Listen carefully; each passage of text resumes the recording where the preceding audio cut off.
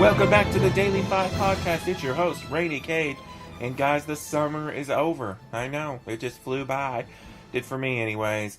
And with the summer, you get a lot of big blockbuster movies. But, I hear lately I've been catching a lot of the indie movies, too. I love the summer movie going season, but I love the winter going season, too. It's different types of movies. But today I want to talk about my favorite, my top 5 summer movies of 2017. And then I'll throw in my worst movies of the summer. What I consider summer is from May to August, May all the way through the end of August. And let's get right into it. I'll go with worst first. Let's get the worst out of the way. Some honorable mentions that didn't quite make my top 5 worst would be, or dishonorable mentions, I guess, would be Okja, the Netflix movie. A little too preachy for me. Didn't really know what it wanted to be. Cars 3. I didn't hate Cars 3 as much as I hated Cars 2, but it wasn't that great. And at my number 5, I have Snatched. This was... I thought it could be funny. I like... What's her name? Or her name's not coming to me right now, but I liked her in her movie last year, but it just wasn't that funny to me. I found it very, very, really below average. My number 4 is The Beguiled.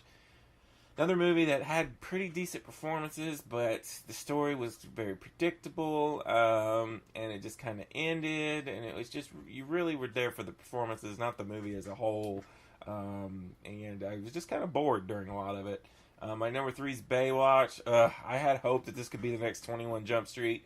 It just did too much spy, cop stuff going on. They never really focused on the humor. And, it wasn't that good of a movie. Number 2, It Comes at Night. I've talked about this a few times in some of my other worst lists of the year so far and things. This movie was such a joke of a movie. I mean, nothing ever happens, and then it just ends. You never get any answers to any questions. Sure, it had a few performances, but literally it was just people sitting in a room talking to each other. And it was boring and stupid. I absolutely hated that movie. And then my worst movie of the year will be no surprise. It's also my worst summer movie so far. That would be the Emoji Movie. That's my number 1 worst summer movie. This was a giant product placement money grab. And it didn't even seem like they tried to make a good movie here. It wasn't funny. I hated it so bad. It's one of the worst movies I've ever watched. Let's jump into the good stuff. My top 5 summer movies. Honorable mentions. Baby Driver didn't quite make my list, but it was a really good movie. Great soundtrack. Wonder Woman didn't quite make my list. I enjoyed Wonder Woman. I still think it's a little overrated. Because, I enjoyed it. Didn't quite make my list. Guardians of the Galaxy Volume 2.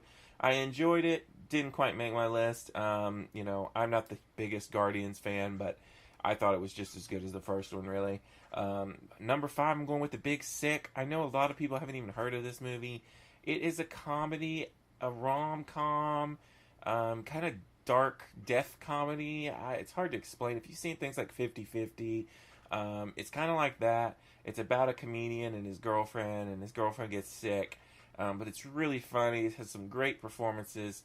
I really, really enjoyed The Big Sick. This is definitely something I will be getting on Blu-ray and watching again. My number 4 would be Logan Lucky.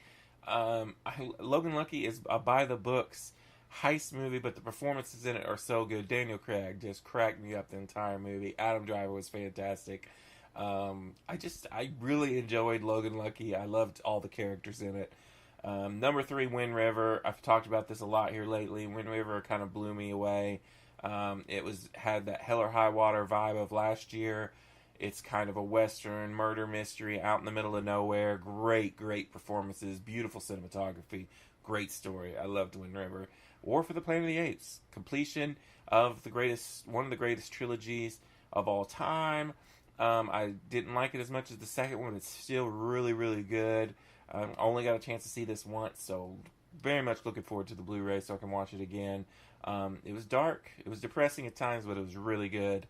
And then my best movie of the summer, Spider-Man Homecoming. I loved Spider-Man Homecoming. I know there's been some mixed feelings about it. for me, it was a new type of origin story. It was an origin story that we hadn't seen for Spider-Man before. It felt very real. It was really, really funny. And I just like Tom Holland's interpretation as Spider-Man. I like this director. I'm glad that we're getting everybody back for the next Spider-Man movie. And man, I just blew me away how much I like this, because I was a little worried about it. I love Spider-Man, but I felt like maybe we were getting some Spider-Man fatigue, but apparently not, because this movie made a ton of money. And it was my favorite movie of the summer. What'd you guys think of the summer? I know a lot of people are acting like this summer was horrible.